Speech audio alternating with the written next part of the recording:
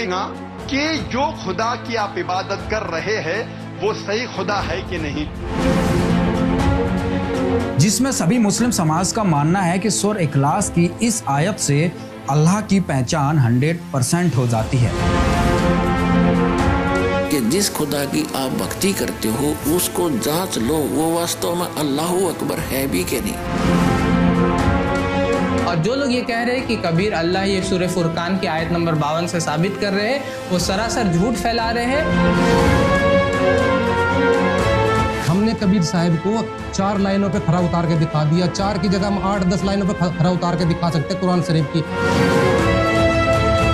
वो सह शरीर आए थे, उन्होंने किसी माँ से जन्म नहीं लिया, उनके कोई उत्पत्ति बताता वो महामूर्ख है, उसको कतई ज्ञान नहीं। नमस्कार दर्शकों, एक बार फिर आपके सामने एक फैक्टफुल डिबेट लेकर आए हैं जिसमें एक ऐसे रहस्य से पर्दा उठाएंगे जिसको जानकर पहचान कर प्रमाण देखकर आप भौंचक के रह जाएंगे। दर्शकों, आज हम इस वीडियो में मुस्लिम धर्म के फॉलोवर्स और संत रामपाल जी महाराज के फॉलोवर्स के बीच हुए वीडियोज वार के बारे में बताएंगे और जानेंगे कि ऐसा क्या कह दिया एक मुस्लिम भाई ने जिसका उत्तर संत रामपाल जी महाराज के एक भक्त को देना पड़ा। दोनों लोगों के विचार सुनेंगे, फिर निर्णय निकालेंगे कि कौन गलत है कौन सही, किसका ज्ञान किस पर है भारी। तो सबसे पहले डिबेट का मुद्दा आपको बता देते हैं कि क्या है। दर्शकों, पवित्र कुरान में एक आयत है सूरह इखलास 112 की आयत 1 से 4 में एक प्रमाण है जिसमें सभी मुस्लिम समाज का मानना है कि सूरह इखलास की इस आयत से अल्लाह की पहचान 100% हो जाती है।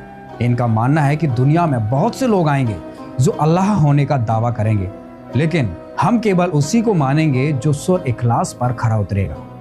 अब हुआ ये कि संत रामपाल जी महाराज ने दावा कर दिया कि ये आयत कबीर साहब पर सटीक सही सत्य साबित हुई है क्योंकि अल्लाह कबीर हैं, और जिसके प्रमाण संत रामपाल जी महाराज ने ढेरों प्रमाण दे दिए, बहुत सारे प्रमाण दिखा दिए। उस बात पर एक मुस्लिम भाई हैं सहदाब अहमद, उन्होंने कहा कि यह आयत कबीर जी के लिए नहीं है क्योंकि कबीर जी अल्लाह नहीं है। आगे क्या हुआ देखते हैं इस पूरी वीडियो में।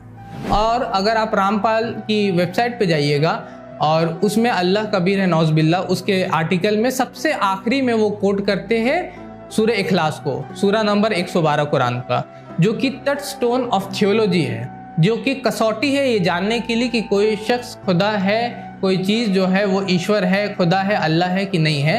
कुल हुवल्लाहु अहद है नबी, तुम फरमाओ, ऐलान कर दो, वो अल्लाह, वो यकता है, अकेला नहीं, यूनिक, जिसकी कोई एग्जांपल नहीं है। अकेले तो और भी बहुत है, मोहम्मद रसूलुल्लाह भी तो अकेले ही है ना, एक ही है ना जिनको इमाम कायनात बनाया गया है, मकाम शुभात एक ही बंदे को दिया गया ना, अकेले तो वो भी हैं। ठीक है, हजरत ईसा अलैहिस्सलाम अकेले ही है ना, हजरत आदम अलैहिस्सलाम बगैर बाप और मां से पैदा होने वाले अकेले ही है ना, अकेले तो बहुत लोग हैं, लेकिन यकता जिसकी कोई मिसाल नहीं बयान कर सकता, यूनिक, वो अल्लाह है। अल्लाह समद, अल्लाह बेनियाज है। लम यलिद व लम यूलद, ना उसने किसी को जना ना उससे कोई जना, वलम यकुल लहू कुफुवन अहद, और उसके मुकाबले का, उसकी टक्कर का कोई एक भी नहीं, वही वो। जो भी खुदा की आप इबादत करते हैं, अगर आप जानना चाहते हैं कि वो सही खुदा है या सही भगवान है, आप उस भगवान, उस खुदा को जांचो सूरह इखलास की बुनियाद पर, और फिर आपको पता लगेगा कि जो खुदा की आप इबादत कर रहे हैं वो सही खुदा है कि नहीं। अभी आपने सुने मुस्लिम धर्म गुरुओं के विचार। मेरे मुस्लिम अजीज भाइयों, दिल थाम कर बैठ जाओ, क्योंकि हजारों सालों से जिसकी पहचान मौलवी, काजी, पीर, ओलिया नहीं कर पाए, तो क्या उस अल्लाह की पहचान का पर्दा आज उठ जाएगा। जिस सूरह इखलास 112 की आयत 104 पर मुस्लिम समाज अल्लाह की पहचान का दावा करता है, उस पर संत रामपाल जी महाराज क्या बताते हैं, देखिए वीडियो। और जैसा कि डॉक्टर जाकिर नाइक जी बार बार कहते हैं कि जिस खुदा की आप भक्ति करते हो उसको जांच लो, वो वास्तव में अल्लाह अकबर है भी कि नहीं। उसके जांचने के लिए वो पैमाना बताते हैं। कुरान मजीद यानी कुरान शरीफ की सूरत इखलास नंबर 112 और आयत नंबर 1 से 4 में स्पष्ट किया है कि वो ना तो खुद जना है और ना वो कभी मरता है, वो कुल मालिक है, तो ये अल्लाहू अकबर जो काशी में धानक रूप में आया था, जो लाहौर की भूमिका करता था, इसके ऊपर ये सूरत इखलास 112 की आयत 1 से 4 पूर्ण रूप से घटती हैं। खरा उतरता हो परमात्मा जो अल्लाहू अकबर है। तो इससे सिद्ध हो गया कि वो पूर्ण परमात्मा अल्लाहू अकबर स्वयं आता है और काशी के अंदर 120 वर्ष तक रहे और वो पूर्ण ज्ञान, कंप्लीट स्पिरिचुअल नॉलेज वो परमात्मा अल्लाहू अकबर खुद ही बता कर गए। वो सह शरीर आए थे, वो उन्होंने किसी माँ से जन्म नहीं लिया। उनके कोई उत्पत्ति बताता वो महामूर्ख है, उसको कति ज्ञान नहीं। सह शरीर आए थे, कमल के फूल पर वो विराजमान हुए थे। वहाँ से एक निसंतान जुलाहा दंपत्ति मुसलमान उनको उठा ले गए थे और धीरे धीरे लीला में तरीके से वो युवा हुए, बड़े हुए। और इस परमात्मा की इस महिमा का वर्णन ऋग्वेद मंडल नंबर 9 सूक्त नंबर 1 मंत्र नंबर 9 में कि वो परमात्मा जब आता है एक शिशु रूप धारण करता है और कुंवारी गायों से उनके परवरिश की लीला होती है। तो ये लीला उस पूर्ण परमात्मा अल्लाहू अकबर कबीर परमात्मा ने की थी। जब अल्लाहू अकबर लीला में शरीर में 25 दिन के हो गए थे, तब तक उन्होंने कोई दूध या फल, कोई अन्न आहार नहीं किया था। तो तब एक कुंवारी गाय लाई गई थी। उस कुंवारी गाय ने परमात्मा के आशीर्वाद से ही दूध दिया था। उससे अल्लाहू अकबर यानी कबीर भगवान के उस बाल भगवान की परवरिश की लीला हुई थी। तो वेदों में भी प्रमाण है कि वो अल्लाहू वो कबीर देव है, सह शरीर है, ऊपर के लोकों में रहता है, वहाँ से स्वयं सह शरीर आता है, अच्छी आत्माओं को मिलता है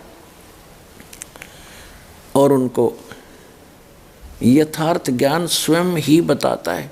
एक कवि की तरह आचरण करता है और वो पूर्ण परमात्मा होता है। सह शरीर आता है और सह शरीर चला जाता है।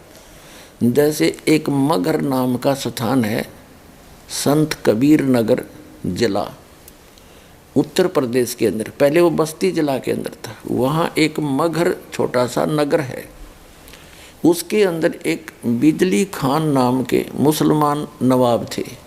वो भी उस अल्लाहू अकबर अल्लाह कबीर यानी जो धरती पाए हुए थे सह शरीर, उनके शिष्य थे।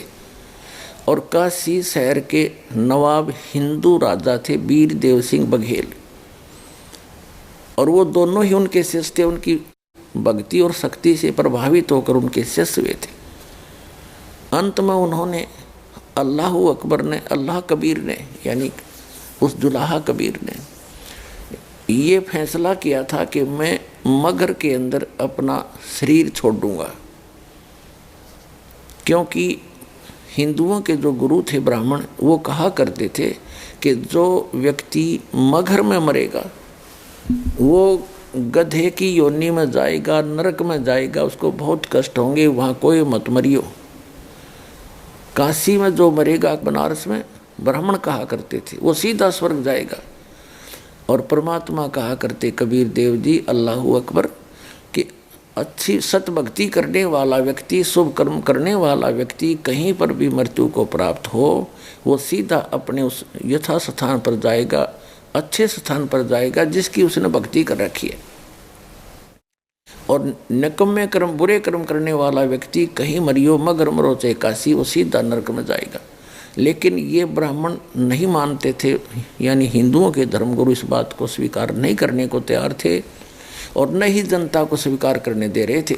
उनके इस भ्रम का निवारण करने के लिए अल्लाहू अकबर अल्लाह कबीर, धानक कबीर, जुलाहा कबीर ने कहा था कि मैं मगहर में प्राण त्यागूंगा और तुम देख लेना आकर के, और अपने जंतर मंत्र, अपने सारे ज्योतिष लगा लेना कि उस स्थान पर मरने वाला व्यक्ति कहाँ जाता है।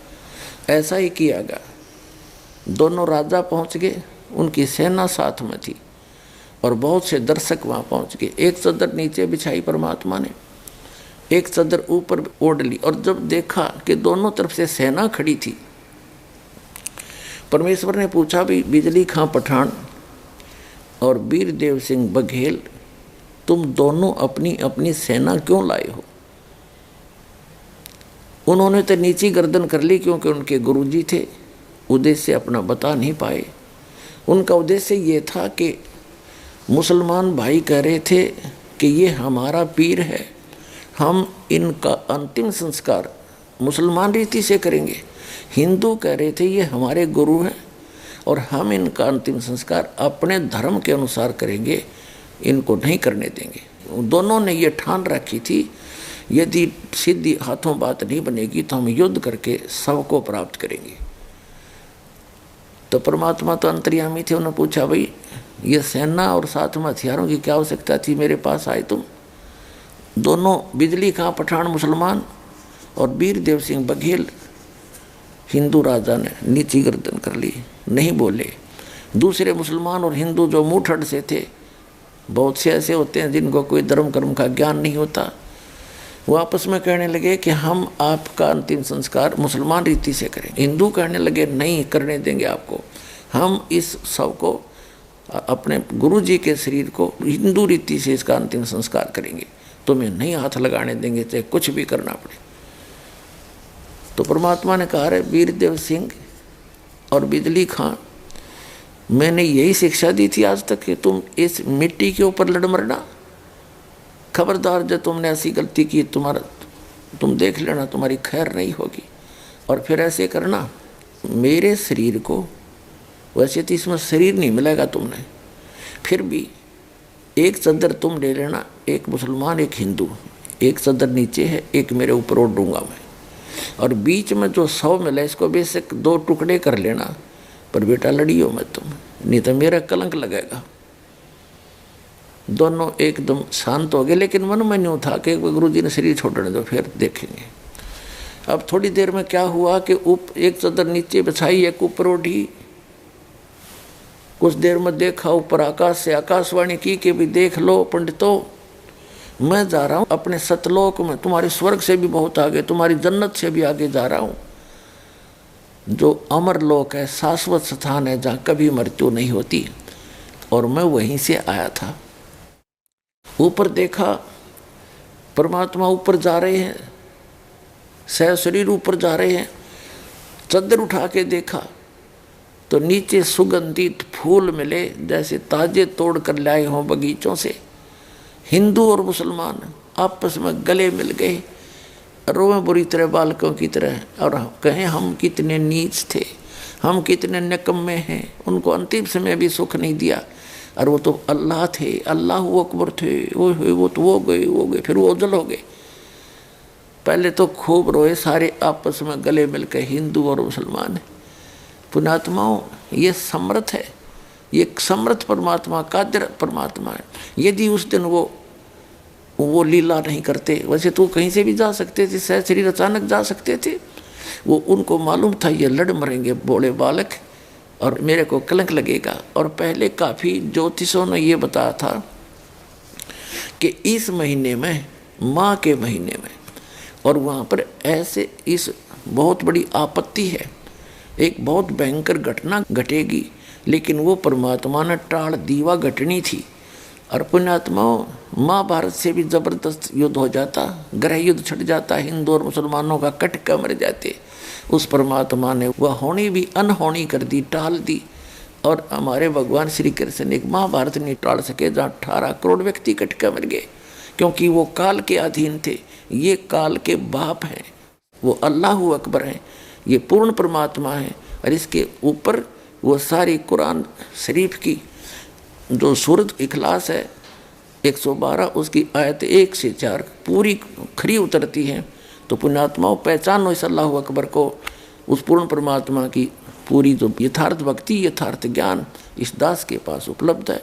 आ जाओ, हिंदू, सिख, ईसाई और मुसलमान सबके लिए दरवाजा खुला है। संत रामपाल जी महाराज ने डॉक्टर जाकिर नाइक के जवाब में सूरह इखलास 112 के इस आयत में बताई गई अल्लाह की पहचान से पर्दा उठा दिया है कि वह अल्लाह कबीर है, जो सन 1398 में काशी शहर में आए थे। पवित्र कुरान की यह आयत केवल और केवल कबीर साहिब जी पर ही सत्य साबित हो रही है। दर्शकों, प्रोग्राम में आगे बढ़ते हैं और सूरह इखलास 112 की आयत 1 से 4 का हवाला देते हुए मुस्लिम फॉलोअर्स शहदाब अहमद ने जो कबीर साहब जी के बारे में जो कुतर्क दिया। 4 लाइन का सूरा है, सूरा इखलास, सूरा नंबर 112, जिस पे हम अब देखते हैं जिस तरह की इन लोगों का दावा है कि कबीर अल्लाह है, नौज़ बिल्लाह। तो अब हम लोग देखते हैं इस सूरा इखलास की कसौटी में क्या कबीर उतरते हैं। तो सबसे पहली आयत है उसमें, बिस्मिल्लाहिर्रहमानिर्रहीम, कुल हुवल्लाहु अहद, कहो कि अल्लाह एक है। क्या कबीर एक थे? हम जानते हैं कि कबीर दास के जैसा और भी बहुत सारे पोइट्स गुजरे इंडिया में, तुलसीदास, सूरदास, कालिदास, और इस तरह का लिस्ट है जिसको हम बयान कर सकते हैं कि जो कि कबीर के जैसे इंसान थे और जो कि पोइट्स थे। उसी तरह तो कबीर एक नहीं थे। उसका जवाब संत रामपाल जी महाराज के भक्त ने दिया। देखिए वीडियो। जैसे कि अभी आपने देखा शहदाब भाई ने जो है सूरह इखलास की 4 लाइनें आपको दिखाई है, उसमें से पहली लाइन कोड की है, जो अल्लाह है वो एक है, उस जैसा दूसरा कोई नहीं है। तो बिल्कुल सही बात है, अल्लाह एक यूनिक पर्सनैलिटी होता है। जैसे सभी देवता और दानव और मानव सभी माँ के गर्भ से जन्म लेते हैं, लेकिन जो अल्लाह होता है वो सबका बाप होता है, सारी सृष्टि का रचनार होता है। वो कभी माँ के गर्भ में नहीं आता, वो सहशरीर धरती पर प्रकट होता है और सहशरीर चला जाता है। ये अपने आप में यूनिक है, जो कबीर साहिब को अकेला यानी यूनिक बनाता है। अल्लाह जो होता है वो कभी भी मरता नहीं है। यहाँ पर देवता दानव और मानव सभी मरते हैं, लेकिन जो अल्लाह है वो कभी नहीं मरता। यहाँ पर देवता दानव और मानव सभी जो है अपने कर्म में बंधे हुए हैं, अपने कर्मों का फल भोगते हैं, लेकिन जो परमात्मा होता है वो पाप कर्मों को काटता है, वो भोगता नहीं है। कुरान शरीफ का जो चैप्टर 40 है उसकी आयत 1 और 2 में लिखा हुआ है वो अल्लाह पापों को काटने वाला है। आगे ही आयत 12 में लिखा हुआ है वो जो अल्लाह है वो कबीर है, वो सर्वोपरि अल्लाह कबीर है, अलीउल कबीरा, सर्वोपरि अल्लाह कबीर है, और वो जो है अस्तकत का मालिक है। ये कुरान शरीफ में लिखा है, वो पापों को काटने वाला है, पापों को हरने वाला है। और यही वेद बताते हैं, यजुर्वेद अध्याय 5 के श्लोक 32 में लिखा है, कबीर अंगारसी, कबीर बम्भारिसी, यानी कबीर जो साहिब जो है पापों को काटने वाले हैं, बंधनों को काटने वाले हैं। तो ये यजुर्वेद में भी लिखा हुआ है। सभी देवता दानव और मानव सभी काम क्रोध मोह लोभ अहंकार से ग्रसित होते हैं, यानी ये विकार इनमें होते हैं। लेकिन जो अल्लाह होता है वो पाक पवित्र होता है, उसके अंदर ना काम होता है, ना क्रोध होता है, ना मोह होता है, ना लोभ होता है, ना अहंकार होता है, इन सबसे परे होता है। तो ये सभी चीज़ें कबीर साहिब को एक यूनिक बनाती है कि उन जैसा दूसरा कोई इस धरती में, इस सृष्टि में है ही नहीं जैसा वे है। तो दर्शकों, आपने अभी सुने संत रामपाल जी महाराज के शिष्य के विचार, जिसमें उन्होंने सिद्ध किया कि पवित्र कुरान शरीफ पुस्तक के सूरह अल इखलास 112 की आयत 1 से 4 की पहली लाइन में जो एक अल्लाह की बात की गई है वह अल्लाह कबीर जी है। तो आइए अब वीडियो में आगे बढ़ते हैं। दूसरा लाइन है अल्लाह हुस्समद, अल्लाह जो है वो बेनियाज है, वो किसी पे डिपेंडेंट नहीं है और वो हर कोई उन पे डिपेंडेंट है, जिसको बोला जाता है सर्वपेक्ष या निराधार बोला जाता है हिंदी में। तो वो अल्लाह ताला जो है वो बेनियाज होते हैं। और हम लोग जानते हैं कबीर के बारे में कि उनकी पैदाइश जो होती है वो 1398 से लेके कुछ लोग कहते हैं 1448 तक, यानी कि कुछ ड्यूरेशन देते, एग्जैक्ट डेट पता नहीं किसी को, लेकिन उतना ड्यूरेशन में उनकी पैदाइश हुई और उनकी मौत जो होती है 1440 से लेकर के 1500 AD तक, इतने तक माना जाता है कि वहाँ तक उनकी मौत होती है। और ये भी हम जानते हैं कबीर के बारे में कि उनकी पैदाइश जो होती है एक मुस्लिम फैमिली में होती है। हम ये भी जानते हैं कबीर के बारे में कि वो जो रामानंद होते हैं उनके शिष्य होते हैं, उनसे बहुत जो वैष्णविज्म के फॉलो करने वाले होते हैं और भक्ति मूवमेंट में बहुत सारे इन्वॉल्व होते हैं, भक्ति पोएट होते हैं रामानंद, उनसे वो इन्वॉल्व होते हैं। और कबीर के जो दोहे होते हैं उनको जब हम पढ़ते हैं तो हमको ये भी पता चलता है, जैसे कि कबीर का एक शब्द है यानी कि दोहा है कि जब मैं लोगों को सच्चाई बोलता हूँ तो लोग मुझे पीटने के लिए दौड़ाते हैं। तो आप इमेजिन कर सकते हैं अल्लाह हुस्समद, अल्लाह बेनियाज है, लेकिन जो इंसान होते हैं उनको लोग पीटने के लिए भी दौड़ा सकते हैं। इंसान जो होते हैं उनकी पैदाइश होती है और इंसान जो होते हैं वो दूसरे पे डिपेंडेंट होते हैं, दूसरे पे से सीखते हैं, जैसे कि कबीर ने रामानंद से सीखा। तो दर्शकों, आपने अभी सुना कि शाहदाब अहमद जी ने पवित्र कुरान शरीफ पुस्तक के सूरह अल इखलास 112 की आयत 1 से 4 की दूसरी लाइन बताई, जिसमें उन्होंने बताया कि अल्लाह वह होता है जो किसी पर निर्भर नहीं होता, और साथ ही ये भी कहा कि कबीर जी अल्लाह नहीं है क्योंकि उनकी जन्म व मृत्यु होती है और उन्होंने स्वामी रामानंद जी से नाम दीक्षा ले रखी थी। तो आइए अब जानते हैं संत रामपाल जी महाराज के शिष्य के विचार। जैसा कि आपने देखा शाहदाब भाई ने बताया है, जो अल्लाह होता है वो किसी पे डिपेंड नहीं होता, और उन्होंने ये कहा है कबीर साहिब जो है रामानंद जी पे डिपेंड थे, उन्होंने जो है रामानंद जी को अपना गुरु बनाया था। तो मैं इनसे कहना चाहूँगा, आपके जो अल्लाह है जिन्होंने कुरान शरीफ का जो ज्ञान दिया है, वो भी तो जबरील देवता पे डिपेंड थे, उन्होंने भी तो जबरील देवता को भेजा था। जबरील देवता जो थे, जो जबरील फरिश्ते थे, वो पैगाम लेकर आते थे हज़रत मोहम्मद जी के पास, क्या वो उनके ऊपर डिपेंड नहीं थे? और आपको दिखाते हैं कबीर साहब जी ने जो है रामानंद जी को एक अपना गुरु इसलिए बनाया था ताकि लोग जो है ये आगे ये ना कह दे कि कबीर साहब ने कौन सा गुरु बनाया है, क्योंकि श्रीमद् भागवत गीता में लिखा हुआ है जैसे जैसे लीडर करता है वैसे वैसे ही उसके फॉलोअर करते हैं। तो कबीर साहब जो है एक सतगुरु यानी जगत गुरु बनकर धरती पर आते हैं, एक ट्रेनर बनकर धरती पर आते हैं, वो अपने लोगों को दिखाने के लिए गुरु बनाते हैं। जबकि रामानंद जी ने कबीर साहब को परमात्मा माना, अल्लाह माना। आपको प्रमाण दिखाते हैं कबीर सागर से। ये देखें कबीर सागर संपूर्ण 11 भाग, खेमराज कृष्णदास प्रकाशन, ये वही कबीर सागर है। इसमें हम आपको ले चलते हैं इसमें चलते हैं बोध सागर, कबीर चरित्र बोध, पेज नंबर जो है 1807 नंबर पेज है। बोलत रामानंद जी सुन कबीर करतार, यानी रामानंद जी बोल रहे हैं, गरीबदास सब रूप में तुम ही बोलनहार, तुम साहेब तुम संत हो, तुम सतगुरु तुम हम हंस, यानी तुम साहिब भी हो, तुम ही संत हो, तुम ही सतगुरु हो। और कहते बोलत रामानंद जी सुन कबीर करतार, करतार यानी सारी सृष्टि के रचनहार, यानी अल्लाह, कबीर अल्लाह।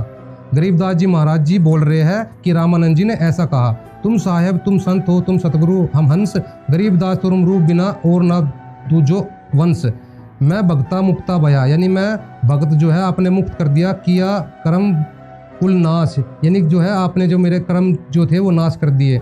गरीबदास अविगत मिले मेटी मन की प्यास, दोनों ठोर में एक तू भया एक से दो, यानी दोनों तरफ तू ही है, यहाँ भी तू ही है और उस अलग तख्त पे, यानी जो सर्वप्रिय अल्लाह का जो तख्त है वहाँ भी तू ही है, यानी दोनों तरफ आप ही हो। गरीबदास हम कारणे उतरे मगर जोए, बोले रामानंद जी सुनो कबीर सुजान, गरीबदास मुक्ता भई उधरे पिंड और प्राण। आपको और दिखाते हैं, इसमें ये क्लियर करते हैं। आगे जो है 1811 पेज पे आ जाते हैं। इसमें कहते हैं स्वामी जी इच्छा हुई जानना चाहिए, मतलब स्वामी जी की इच्छा हुई कि जानना चाहिए यह कबीर कौन है जो ऐसे ऐसे कौतुक किया करता है। इस कारण स्वामी जी ने ठाकुर का ध्यान किया, तब ध्यान में यह दिखाई दिया कि ठाकुर के सिंहासन पर जो ठाकुर की मूर्ति है उसके सिर के ऊपर कबीर साहिब का सिंहासन रखा हुआ है।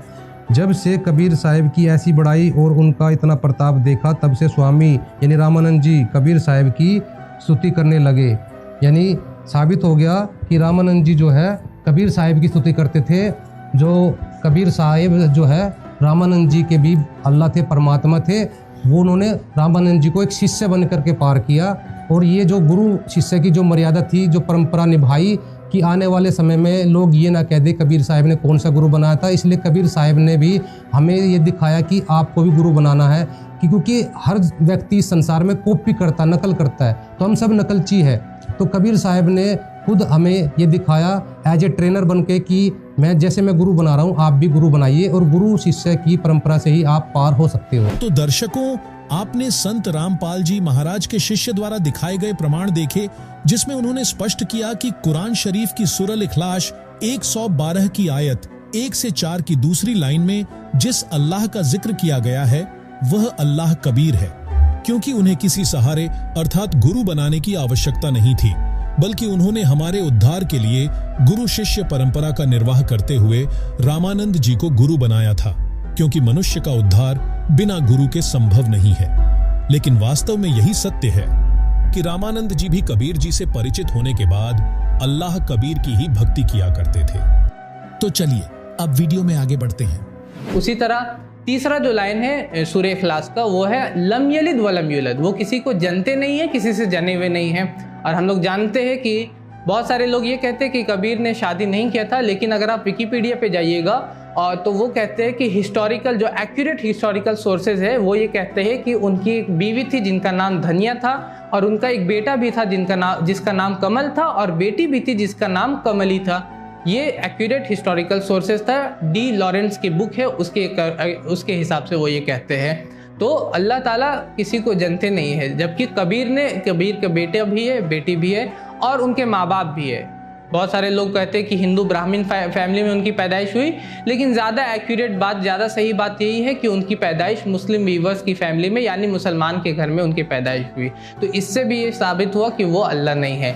अभी आपने सुने सहदाब अहमद जी के विचार, जिनका कहना है कि कबीर जी का जन्म हुआ था, उनकी पत्नी पुत्र पुत्री थे, इसलिए वे सूरह अल इखलास 112 की तीसरी लाइन अनुसार अल्लाह नहीं हो सकते। अब सुनिए संत रामपाल जी महाराज के शिष्य के विचार।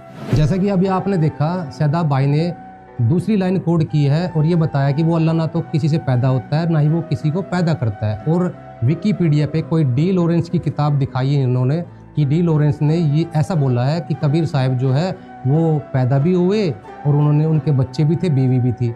तो मैं इनसे ये जानना चाहूँगा, अगर हमें हज़रत मोहम्मद जी के बारे में जानना है तो क्या हम जैन धर्म की किताबों में देखेंगे जा करके? हमें जो है अगर हज़रत मोहम्मद जी के बारे में जानना है तो इस्लाम धर्म की जो प्रमाणित किताबें हैं उनके अंदर देखना पड़ेगा कि हज़रत मोहम्मद जी के बारे में क्या लिखा हुआ है। ठीक इसी प्रकार अगर कबीर साहिब को जानना है तो डी लॉरेंस की किताब में नहीं देखना, ना ही विकीपीडिया पे देखना, आपको कबीर सागर पढ़ना पड़ेगा। कबीर सागर, कबीर बीजक, कबीर साखी, कबीर साहब के बहुत सारे ग्रंथ हैं, आप उनको पढ़िए, उनमें कबीर साहब के बारे में लिखा हुआ है। आप पढ़ते नहीं हो और हम आपको प्रमाण करके दिखाते हैं कबीर सागर से। कबीर साहब ने ना तो कभी किसी को जना है, यानी उनकी कोई बीवी बच्चे नहीं थे, और ना ही उन्होंने वो किसी से पैदा हुए थे। वो सहशरीर आए थे और सहशरीर सतलोक चले गए थे। प्रमाण दिखाते हैं आपको कबीर सागर से। कबीर सागर संपूर्ण 11 भाग, ये वही कबीर सागर है, प्रमाण दिखाते हैं। ज्ञान बोध, बोध सागर 29 नंबर पेज है। कबीर साहब कहते हैं नहीं बाप ना माता जाए, अब अभिगति से हम चले आए, यानी वो गति जिसको कोई नहीं जानता, अभिगति से हम चल कर आए, और नहीं बाप ना माता जाए, यानी बाप माता से मेरा जन्म नहीं हुआ। और आगे प्रमाण दिखाते हैं इसी के थोड़ा आगे चल के पेज नंबर जो है ज्ञान बोध के बोध सागर के पेज नंबर 36 पे कि भग की राह नहीं हम आए, जन्म मरना बहुरी समाए, यानी भग की राह यानी कि जो स्त्री का जो गर्भ है वहाँ से हम नहीं आए, जन्म मरना बहुरी समाए। तीन गुण 5 तत्व हम ना ही, यानी 3 गुण 5 तत्व से बना, यानी हाड़ चाम का शरीर मेरा नहीं है। इच्छा रूप दे हम आए, यानी अपनी इच्छा से मैं शरीर रख के आया हूँ। कबीर साहब जो अपनी इच्छा से आए हैं, वो आगे प्रमाण दिखाते हैं कबीर चरित्र बोध से।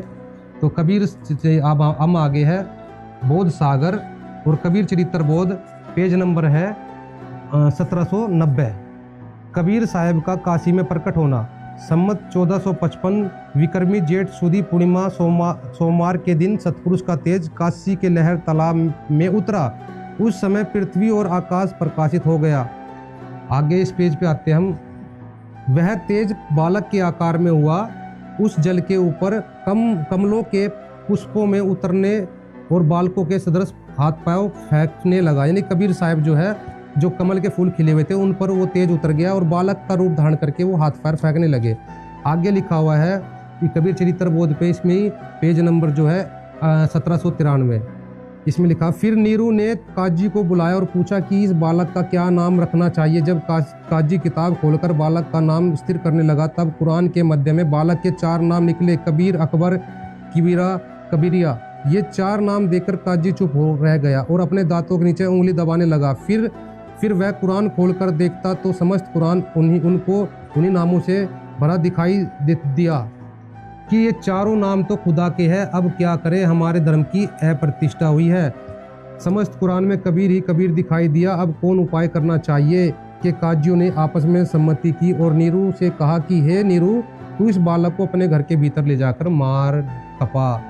तब वह जुलाहा कबीर साहब को अपने घर के भीतर ले गया और उसको छुरी से काटने लगा। छुरी एक ओर से दूसरी ओर पार निकल गई, न कोई घात हुआ।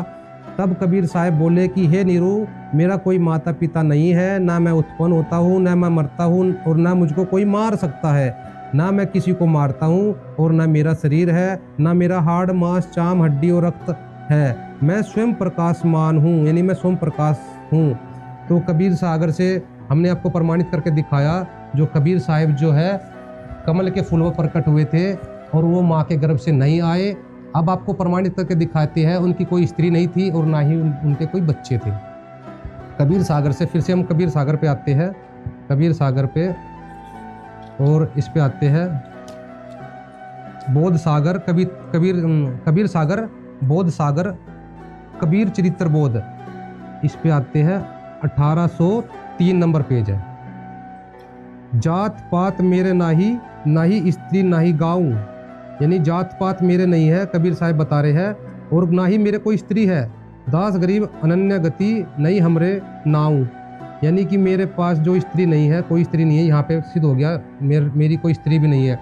और कबीर सागर में लिखा हुआ है, कबीर साहब कहते हैं अविगति से हम चलाए, मात पिता न जननी जाए, ना मेरा गर्भ बसेरा बालक बन लिखलाए, काशी नगर जल कमल पे डेरा तहा जुलाए को पाए।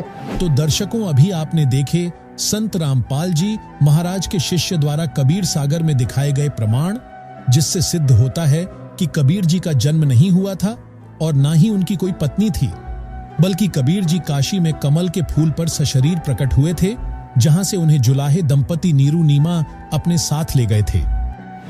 अब दिखाते हैं कबीर साहब के जो है कोई बच्चे नहीं थे, यानी जो कमाल और कमाली थे वो कबीर साहब ने मुर्दों को जीवित किया था। बोध सागर का जो है कबीर चरित्र बोध, और पेज नंबर है 1824। कमाल का प्रकट होना। एक दिन गंगा तट पर बादशाह कबीर साहब और शेख बैठे थे। उस समय गंगा में एक बालक की लाश बही जाती थी। शेख ने कहा, हे कबीर साहब, गंगा में जो मुर्दा बहा जाता है उसको आप जीवित करो। तब कबीर साहब ने कहा कि हे मुर्दे, उठ कुदरत के कमाल से। तब वह उठ खड़ा हुआ। तब कबीर साहब ने उस मुर्दे को जीवित किया। तब बादशाह और शेख एकदम आश्चर्य में आकर बोल उठे कि वाह, आपने तो कमाल कर दिया। कबीर साहब ने कहा, अच्छा, जो आज से इस लड़के का नाम भी कमाल हुआ, यह जगत में मेरा पुत्र कहलाकर प्रसिद्ध होगा। और आप कमाली के बारे में दिखाते हैं। कमाली का प्रकट होना, बोध सागर कबीर चरित्र बोध, पेज नंबर है 1834। कमाल को कबीर साहब ने मुर्दे से जीवित किया। तब शेख तकी ने कहा कि मैं इस लीला को नहीं मानता। मेरी बेटी 8 दिन से कब्र में मरी पड़ी है। यदि आप उसको जीवित करें तो मुझे विश्वास हो। कबीर साहब सिकंदर शाह और सेतकी सहित उस लड़के की कब्र पर गए। वहां पहुंचकर कबीर साहब ने पुकारा, उठ सेतकी की बेटी। वह नहीं उठी। फिर कहा, उठ सेतकी की बेटी। फिर भी वह नहीं उठी। तीसरी बार कबीर साहब ने कहा, उठ कबीर की बेटी। उस समय वह लड़की जीवित होकर कब्र से निकल पड़ी। अब मैं कबीर साहब की बेटी हूँ, अब मैं इनके साथ रहा करूँगी। वही लड़की कबीर साहब की बेटी प्रसिद्ध कहलाई। कबीर साहब की बेटी प्रसिद्ध हुई।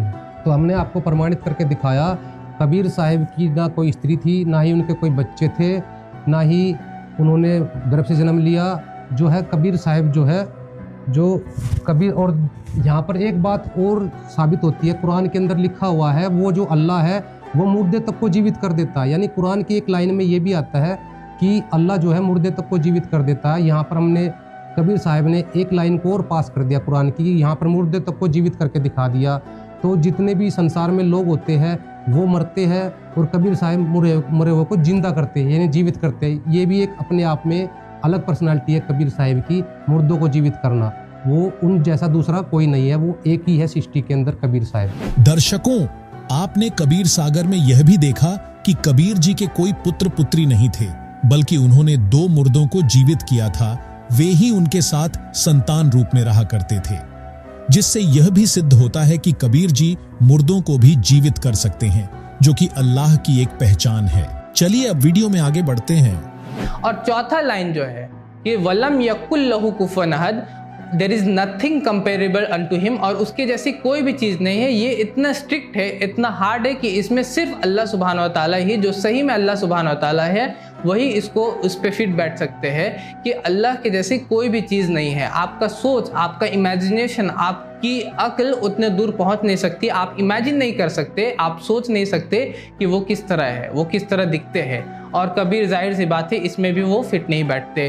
तो खुद संत रामपाल के वेबसाइट में जो दिया हुआ है टचस्टोन ऑफ थियोलॉजी, इस्लाम का कसौटी जो ईश्वर के बारे में, अल्लाह के बारे में, उसमें खुद कबीर फिट नहीं बैठते, जिससे हम ये कह सकते हैं कि कबीर अल्लाह सुब्हानहू व तआला नहीं है। और जो लोग ये कह रहे हैं कि कबीर अल्लाह है, और जो लोग ये कह रहे हैं कि कबीर अल्लाह, ये सूरह फुरकान की आयत नंबर 52 से साबित कर रहे हैं, वो सरासर झूठ फैला रहे हैं और उनकी बात में ज़रा सा भी सच्चाई नहीं है। जिसको थोड़ा सा भी इल्म होगा, थोड़ा सा भी नॉलेज होगा अरबी लैंग्वेज का, वो उसको बोल सकता है वहीं पर कि ये बात सरासर गलत है, झूठ है, जिसमें कोई भी सच्चाई नहीं है। अभी आपने सुने सहदाब अहमद के विचार, जिनका कहना है कि सूरह अल इखलास 112 की चौथी लाइन बताती है कि अल्लाह के जैसा कोई नहीं है, जिस पर कबीर जी फिट नहीं बैठते हैं। और जो लोग सूरत फुरकनी 25 आयत 52 से बता रहे हैं कि अल्लाह कबीर हैं, तो वह झूठ फैला रहे हैं। अब सुनिए संत रामपाल जी महाराज जी के शिष्य के विचार। जैसे कि आपने अभी देखा, सहदाब भाई ने जो है चौथी लाइन बताई है कि चौथी लाइन जो है अल्लाह के साथ किसी का कंपैरिजन नहीं किया जा सकता। अल्लाह जो है यूनिक है, अलग ही पर्सनैलिटी है। जैसे ये जो लाइन है, पहली लाइन जैसी है, जैसे पहली लाइन में लिखा था अल्लाह एक है, वो जो है दूसरा कोई नहीं है, तो इस चौथी लाइन में भी लिखा है कि अल्लाह का किसी के साथ कंपैरिजन नहीं किया जा सकता, अल्लाह के कंपैरिजन में कोई आ नहीं सकता। तो कबीर साहिब के बारे में हमने इसका जवाब पहले भी दिया, दोबारा फिर दे देते हैं। कबीर साहिब का किसी के साथ कंपैरिजन किया नहीं जा सकता, क्योंकि मानव, देवता, दानव और मानव ये सभी जो है हमने पहले बताया ये माँ के गर्भ से आते हैं। कबीर साहब माँ के गर्भ से नहीं आते। देवता, दानव और मानव ये मरते हैं, कबीर साहब नहीं मरते। और देवता, दानव और मानव पाप कर्म को भोगते हैं, कबीर साहब पाप कर्म को काटते हैं, वे भोगते नहीं है। देवता, दानव और मानव ये बंधन में बंधे हुए हैं, कबीर साहब निर्बंध है, वो बंदी छोड़ है, बंधनों को छुड़ाने वाले हैं। और कबीर साहब जो है ये देवता, दानव और मानव, इनके अंदर 5 विकार होते हैं, काम, क्रोध, मोह, लोभ, अहंकार। लेकिन कबीर साहब के अंदर ना क्रोध होता, ना काम, क्रोध, मोह, लोभ से परे होते हैं परमात्मा। और जो है परमात्मा जो एक यूनिक पर्सनैलिटी होती है। कुरान के अंदर काफ़ी जगह आता है जो अल्लाह है वो सहनशील है, वो अक्षमाशील है। तो कबीर साहब जब इस धरती पे आए, उन्होंने किसी को भी बद्दुआ तक नहीं दी। कबीर साहब के साथ बहुत अत्याचार किए, उनके साथ तोप के गोले मारे, लेकिन कबीर साहब ने सब कुछ सहन किया। किसी को शराब तक नहीं दिया, किसी को थप्पड़ तक नहीं मारा, बद्दुआ तक नहीं दी। तो वो अक्षमाशील है, सहनशील है। कबीर साहब ने कभी आपको प्रमाण दिखा, कबीर साहब कहते हैं ना तो मैं किसी को मारता हूँ और ना मैं किसी के द्वारा मारा जाता हूँ। ये अपने आप में अलग पर्सनैलिटी है। कबीर साहब जो है यूनिक पर्सनैलिटी है। और हमने कबीर साहब को 4 लाइनों पे खरा उतार के दिखा दिया। 4 की जगह हम 8-10 लाइनों पे खरा उतार के दिखा सकते हैं कुरान शरीफ की। दर्शकों, जैसा कि आपने देखा, कबीर जी माँ के गर्भ से पैदा नहीं हुए। उनका हाड़, मांस, रक्त का बना शरीर नहीं था। उनके बीवी बच्चे भी नहीं थे। वो काम, क्रोध, मोह, लोभ, अहंकार से परे थे। उन्होंने मुर्दे तक को जीवित किए। सभी पाप भोगते हैं, वो पाप को काटने वाले थे। सभी कर्म बंधन में हैं, वो कर्म बंधन से मुक्त कराने वाले थे। इस धरती पर जो भी आया वो मरकर, यानी 5 तत्व का शरीर छोड़कर गया। लेकिन कबीर साहिब जी सह शरीर सतलोक गए, इसका आज भी प्रमाण है। इससे पता चलता है कबीर साहिब एक थे, उनके कंपैरिजन में कोई दूसरा नहीं था। ना मूसा जी, ना आदम जी, ना हजरत मोहम्मद जी, ना राम, ना कृष्ण, यानी इस सृष्टि में कोई दूसरा नहीं था जो कबीर साहिब जी जैसा हुआ हो। इससे सिद्ध होता है कि अल्लाह का नाम कबीर है, और वो कबीर जो 600 साल पहले भारत भूमि में लीला करने के लिए आए। और आज बाखबर संत रामपाल जी महाराज जी उसी अल्लाहू अकबर यानी कि अल्लाहू कबीर की वास्तविक जानकारी दे रहे हैं। दर्शकों, अल्लाह रब भगवान गॉड को सब इसलिए प्यार करते हैं क्योंकि वो बहुत दयालु है, बहुत रहमान है। लेकिन जिसको मुस्लिम समाज अल्लाह मानता है, क्या वो अल्लाह है? देखिए वीडियो। लेकिन जो कुरान शरीफ का ज्ञान देने वाला अल्लाह है वो एक छोटा अल्लाह है, यानी वो शैतान है। और जो कबीर साहिब है वो बड़े अल्लाह है, यानी सुप्रीम अल्लाह है। तो कुरान शरीफ का ज्ञान दाता वो छोटा अल्लाह है, और जो कबीर साहिब वो सुप्रीम अल्लाह, सर्वोपरि अल्लाह, जो कि अभी हमने प्रमाण दिखाया। तो जो कुरान शरीफ का ज्ञान देने वाला छोटा अल्लाह है, आप कहते हो कि बिस्मिल्लाहिर रहमान रहीम शुरू करता हूँ उस अल्लाह के नाम से जो रहमान है। तो आप का कोई भी इस्लाम धर्म का कोई भी मुल्ला काजी हो, कोई भी मौलवी हो, एक इस आयत पे, इस आयत की इस एक लाइन पे अपने कुरान शरीफ के अल्लाह को खरा उतार के दिखा देना। रहमान का अर्थ क्या होता है? रहमान का अर्थ होता है जिसकी डिक्शनरी में एक सिंगल वर्ड भी बेरहमी का ना हो। और ये कुरान शरीफ का ज्ञान दाता मांस खाने का आदेश देता है। कुरान शरीफ में कहता है मांस खाने का आदेश देता है कि 4 पैरों वाले जानवर तुम खा सकते हो। ये मुसलमान, ये काफिरों को मारने का आदेश देता है कि काफिरों को गर्दन काट दो, ऐसे मार दो, वैसे मार दो। तो ये रहमान अल्लाह कहाँ से हुआ? ये तो बेरहम अल्लाह हुआ ना। तो कुछ मुसलमान ये बोलते हैं, जैसे कि कुछ मुसलमान बोलते हैं कि जो है अल्लाह ने जो है कुछ बहुत सारी अच्छी बातें बोली है कुरान शरीफ के अंदर। कहीं जो है चलो इन्होंने मांस खाने का आदेश दिया है, कहीं दिया, लेकिन बहुत सारी जो है कुरान की जो आयतें बहुत अच्छा ज्ञान दे रही है, बहुत अच्छा बता रही है। तो ये रहमान अल्लाह है। तो मैं इनसे ये कहना चाहता हूँ, इस कुरान शरीफ के ज्ञान देने वाले अल्लाह ने जब मांस खाने का आदेश दे दिया, काटने का आदेश दे दिया, और काफिरों को मारने का आदेश दे दिया, तो ये रहमान अल्लाह नहीं रहा। कबीर सागर के अंदर पूरी डिक्शनरी में एक सिंगल वर्ड दिखा दो कबीर साहब ने किसी को मारने तक का आदेश दिया हो, कभी कबीर साहब ने किसी को मुर्गे बकरे मारने का आदेश दिया हो, कहीं भी थप्पड़ तक मारने का आदेश नहीं दिया।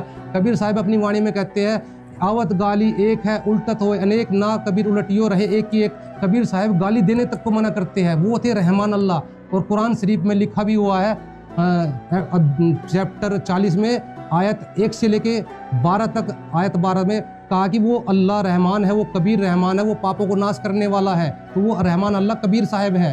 वो तो जो रहमान अल्लाह है वो सर्वप्रिय अल्लाह, वो कबीर है।